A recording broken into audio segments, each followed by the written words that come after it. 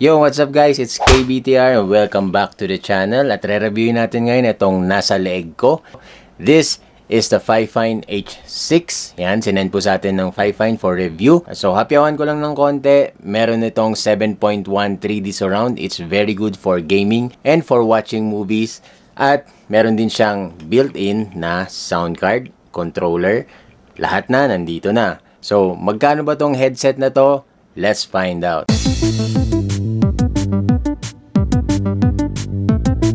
Alright guys, so bago pa lang kayo sa channel to or hindi pa kayo nakasubscribe, please do hit subscribe and like for algorithm. And then, yeah, feel free to comment anything. Follow nyo rin yung Facebook page natin. Alright, so ito yung Ampligame H6 ng malapitan. Unang tingin, sobrang premium niya tignan, ano, kasi black. Mas gusto ko, honestly, yung black kaysa sa white. It reminds me of my Red Dragon headset noong 2019, ano. Parang ganito rin ang dating niya kasi same sila ng price point. So, yan, nakasaksak na to, guys. RGB siya. So, walang modes para mag-change to. Parang Spectrum lang siya, no. Okay na yan kasi maganda yan for gaming tsaka hindi mo naman nakikita yan makikita lang yan pag naka-streaming ka or pag ginukunan mo sarili mo, parang aesthetics na rin. So left and right naka-RGB, wala siyang option para i-off, okay lang yan. Pag i-mute natin siya from the controller, yan, magiging pula siya.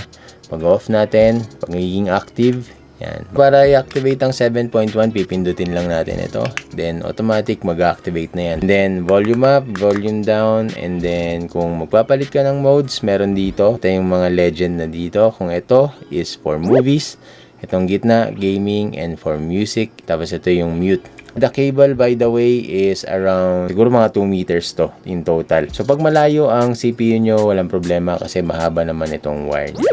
So for my gaming experience sa headset na to, okay naman siya. It gets the job done. Oh, English yun Nag-enjoy naman ako gamit ito. And masasabi ko lang dito is yung 7.1, it's not for everybody. Kahit naman yung mga high-end, hindi naman para sa lahat yan Meron akong Cooler Master dito, yung MH752. Meron din yung 3D surround, 7.1. Pero mas mahal siya, parang 2 times ang presyo niya versus dito. So, ganun din, hindi rin siya okay sa lahat ng games if you are using a 7.1. So, depende yan sa game, I guess, and depende rin sa user yan. Kung player kayo ng CS2 and Valorant, hindi ko marirecommend yung 7.1 kasi parang sinisira niya lang yung 3D surround sound, parang nagkakabudol-budol sa loob. So I suggest stereo lang ang gamitin nyo doon. Huwag nyo nang i-activate yung 7.1. But for other games like Overwatch, XDefiant, Call of Duty, yan, 7.1, goods na goods yan. So I guess nakadepende rin talaga sa audio quality or sounds ng isang game. If you're going to watch movies with this, gamitin nyo yung 7.1. Napakaganda niya. Para kang nasa IMAX, very realistic yung surroundings. Just make sure na gamitin nyo yung tamang modes kasi meron yan 3.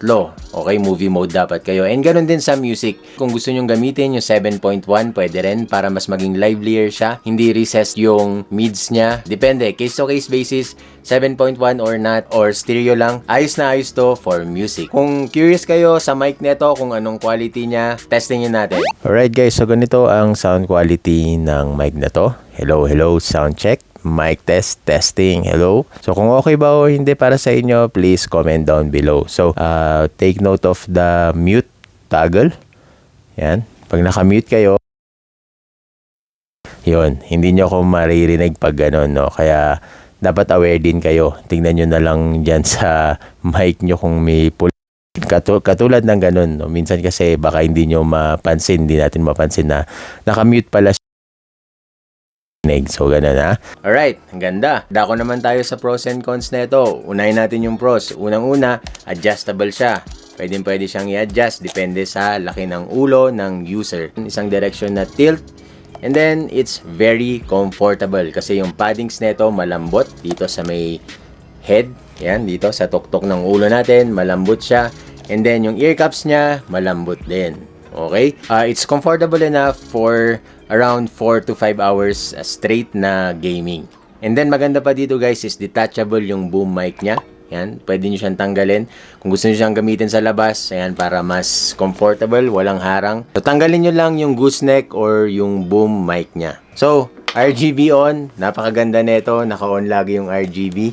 RGB fanatics, okay lang yan kahit anti-RGB ka. Hindi yan nakaka-sore eyes kung ayaw mo talaga ng RGB. Naka-on lang yan, magdamag, hindi mo naman siya nakikita, no? Kaya goods na goods, dagdag aesthetics din yan. And lastly, sa pros niya is meron siyang built-in sound card, katulad nung nabanggit ko. Cons naman, unang-una, hindi ko maintindihan kung on-ear ba to or over-ear. Kasi yung size niya is parang nasa medium size, okay? Parang medium size. Hindi ko maintindihan kung medium o maliit. Kaya pag ginamit ko to, yan, nakapatong siya. So, means it's on ear. Kung maliit yung ears mo, yan, pasok na pasok dito, means it's an over ear. So, nalilito lang ako kung ano ba talaga. Hindi ko alam kung anong size nito, pero para sa ears na gantong size na ears ko, hindi ko alam kung anong size yan. Hindi ko talaga siya magets. And then next is, medyo shallow yung speaker niya or itong filter niya. Nararamdaman ko yung plastic dito sa loob, although meron naman siyang filter na cloth, pero para sa akin kulang pa rin. Yan, medyo masakit na sa ears ko. So I'm guessing pag nag-over ear ito sa ibang tenga, baka medyo hindi kayo maging comfortable. Yung wire nito is very stiff, ang tigas nito parang wire ng mga kuryente.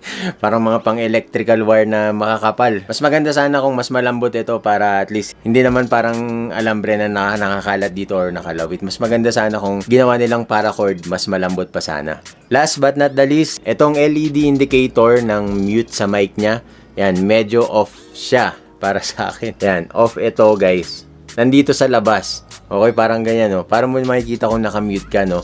Mas maganda sana kung nilagay nila dito sa loob para at least, yan, para at least naman nakikita natin kung nakamute ka ba o hindi. Last is the RGB control. So, wala ditong RGB control. Hindi mo siya pwedeng ma-off. Hindi mo rin siya pwedeng i-cycle ng ibang modes or palitan yung ibang kulay. Hindi mo magagawa dito kasi naka-on lang siya. Wala nang patayan, wala nang controls. Alright, with the price of 1,850 pesos lang guys, it's still under 2,000. It's a budget friendly. For this kind of quality, no, ang hahanapin talaga natin sa isang gaming headset is number 1 yung quality niya. And then, number 2 is yung comfort niya. Yan, dapat laging magkasama yung comfort and quality, sound quality ng headset na yan, lalo na pag gagamitin natin for gaming. Para sa akin, walang kwenta na comfortable ang isang headset, ang pangit naman ng sound. So, vice versa din, no? Wala rin kwenta kung maganda yung sound, ang pangit naman ng quality at hindi siya comfortable. Wala rin. So, eto, I think this one is very balanced, Hindi siya perfect. To me, for the price of 1,850